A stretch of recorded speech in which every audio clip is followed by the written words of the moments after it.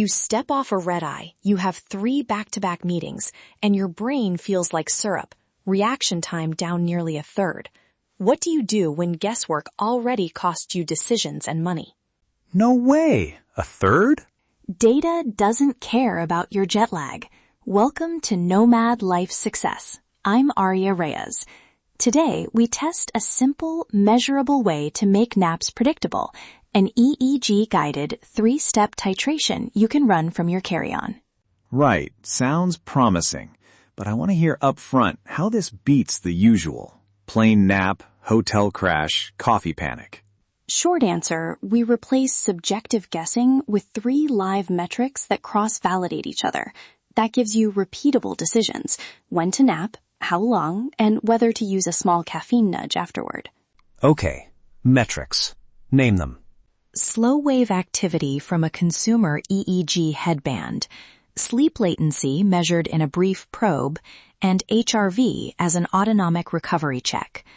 Together, they tell you if adenosine pressure is high, whether you actually fall asleep quickly, and if your autonomic system rebounds after recovery. Got it. But aren't consumer EEGs noisy? How do you stop noise from sending you into a poorly timed nap? Curious. That's where calibration matters. Step 1 is not a single hopeful recording. It's a baseline. Do a 20-60-minute probe in a controlled, low-light, low-caffeine window, or better, 3 clean nights if time allows. That gives you a personal SWA baseline, so thresholds are individual, not generic. Some listeners will skip 3 nights. Can a single probe actually be enough in the field? Yes, with strict controls. No caffeine for 12 hours, minimal bright light, and a quiet 60-minute recording. If your probe shows SWA elevated 25 to 35% above your low-pressure baseline and sleep latency is under 15 minutes, that's a valid green light for an SWA-triggered nap. So, calibration first. What's the practical workflow in the moment when you're exhausted at an airport hotel? 3 operational steps. I'll break them into quick beats. 1. Baseline calibration. Do the probe and confirm SWA, latency, HRV patterns. 2.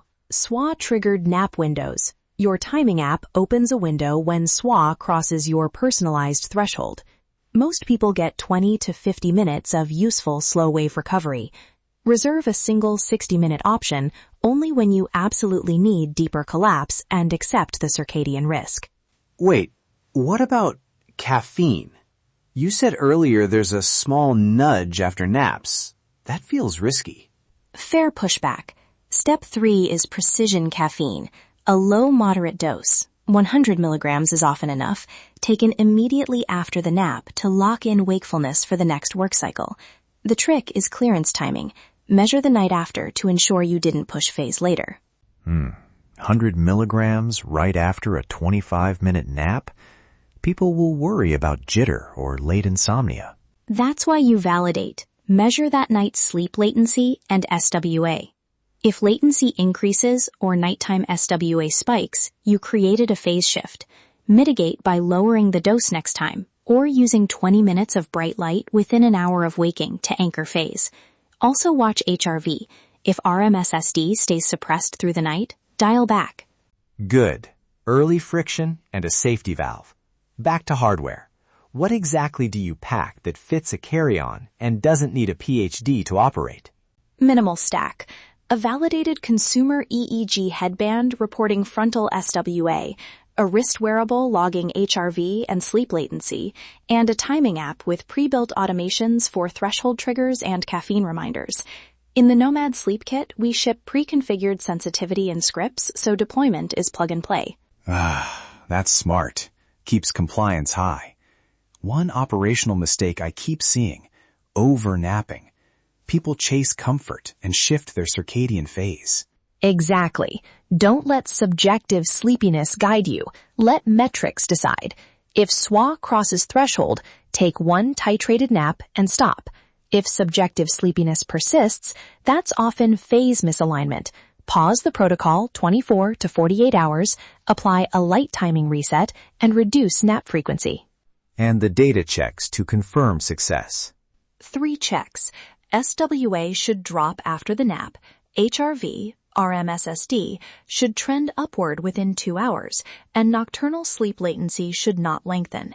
If all 3 align, you statistically collapsed meaningful sleep debt and regain decision-grade focus.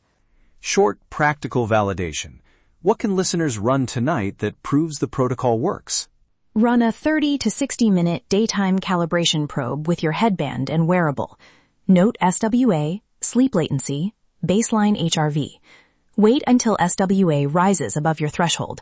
Take one 25-minute titrated nap, then take 100 milligrams of caffeine immediately after.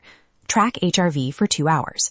Success equals a visible SWA drop, HRV rebound, and no longer nighttime sleep latency. That's a clean, reproducible test.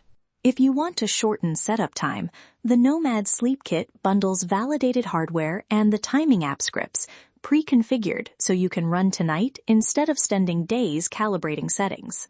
Final practical tip. Schedule calibration during low-stakes travel days and keep your kit in your carry-on. Structure first, freedom second. Get the system right, and it pays dividends when the schedule tightens. That is your high-performance blueprint for today. Remember, treat your biology like your business infrastructure. If your physical stack fails, the business stops. Minimize the friction and stay optimized.